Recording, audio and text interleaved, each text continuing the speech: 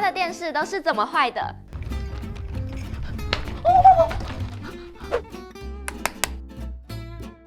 啊，怎么又没画面了？哪个算啊？你看你算哥在拍个电视。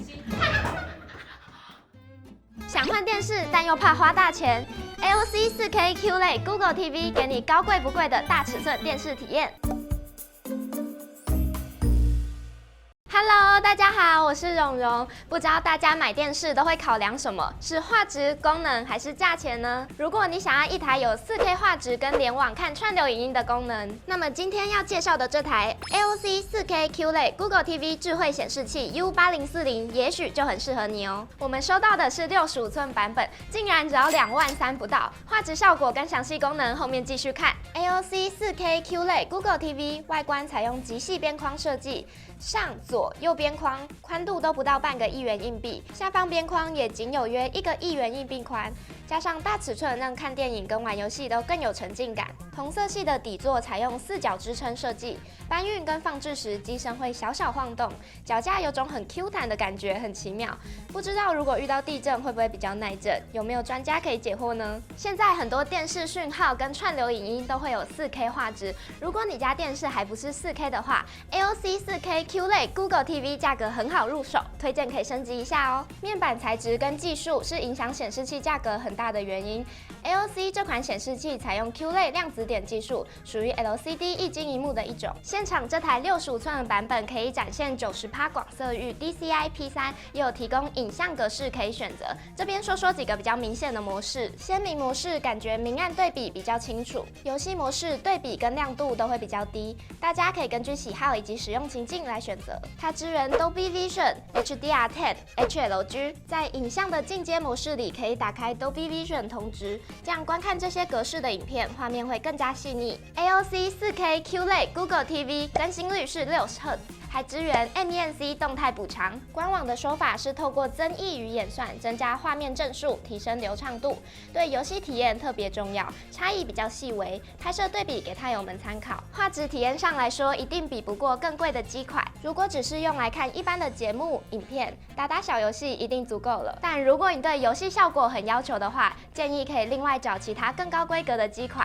接下来聊聊 AOC 4K QLED Google TV 的音质，这台音量真的是有让我惊艳到没想到2万多块的机款，不止音量够大声，音质也很 OK 音量我光是开到50就已经蛮大声的，听演唱会真的超过瘾。音效功能选单已经有多种声音选择，但我实际上感觉差异不大。环场音效开启之后会有一点回音的效果，但我最建议开启 Dolby 音讯处理，这个选单里的音乐模式就有很大的差异，分别录标准、电影、音乐、新闻、运动5种模式给太友们听听看。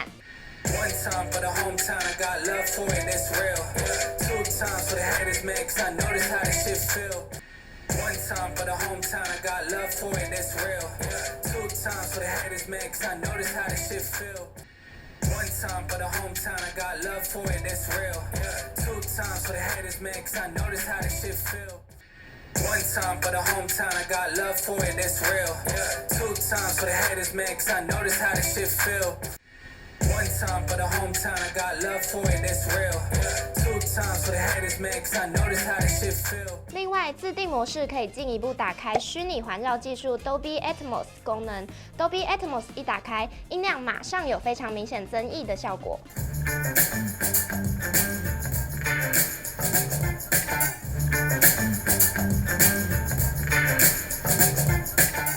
选单的操作对我来说差异不大，也许直接被 Dolby 音讯的选单取代，操作上会更直觉。看到这里，大家是不是会很好奇这台显示器是多少钱呢 ？AOC 4K QLED Google TV 有50、55、65、70、75、86寸6种尺寸，大家可以依照自己家中客厅的大小来挑选。这次评测的65寸才22999，最大的86寸也不到5万块哦。有没有觉得 AOC 4K QLED Google TV 的界面跟安卓手机的界面好像？没错，因为它的系统是采用 Google TV， 不需要要另外帮电视盒接电源跟接讯号线，连常用的串流影音 App 也都装好了。Google TV 当然少不了 OK Google 语音搜寻，除了在 App 里用语音输入搜寻，也可以在任何页面按下遥控器上的语音按键搜寻。像现在在首页的这个画面，按住这一颗语音助理的按键，电踏少女，就会出现相关的影片啦。如果搜寻剧名，还会显示多种平台观看方式给你选择。当然，还有 Google Play 可以下载你想要的应用程式。从首页上方的应用程式进入 Google Play， 输入搜寻可用的 App。当然，用语音搜寻是最快的。不过美中不足的是 ，Google TV 的搜寻结果都是横向选单，所以得一直往右滑。我自己比较喜欢一整个页面排列，然后分页滑可以看到很多不同选项。但这是我的个人使用习惯，不知道大家喜欢哪一种呢？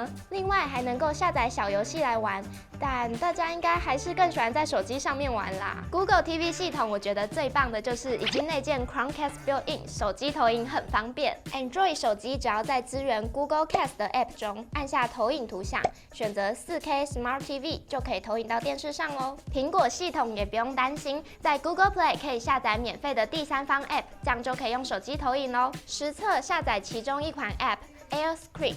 再用 iPhone 选择投影，就能找到这台显示器，你就不需要再买电视棒或 Apple TV 来投影咯。来看看它的遥控器，设计很简约，操作上更直觉。从上面看下来，有电源键、语音搜寻键、设定键、Home 键、音量键等等。快捷键设置有 Netflix、YouTube、YouTube Music。Prime Video， 像我身边有朋友家里不装第4台，就只看 YouTube， 光是这个快捷键加上语音搜寻，每天就能有看不完的影片了。介绍显示器，当然不能忘了连接部。LC 的设计主要集中在电视的左后方，由上至下有一个 Audio Out。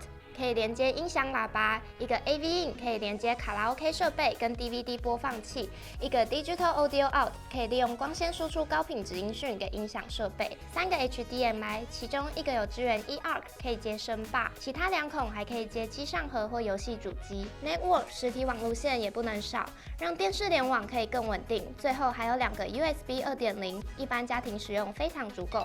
AOC 4K QLED Google TV 智慧显示器 U8040。有 4K QLED 的画质，还有 Google TV 系统，价格也很好入手，足以应付一般的生活。我觉得蛮适合不想花大钱又想有智慧系统、大尺寸电视的人，也很适合拿来孝亲送礼哦。以上就是今天的分享啦，希望能帮助到有在找显示器的踏友们。有任何问题也都欢迎在底下留言哦。我是蓉蓉，下次见啦，拜拜。我原本都习惯午睡，然后这台来了之后，都喜欢拿它追剧。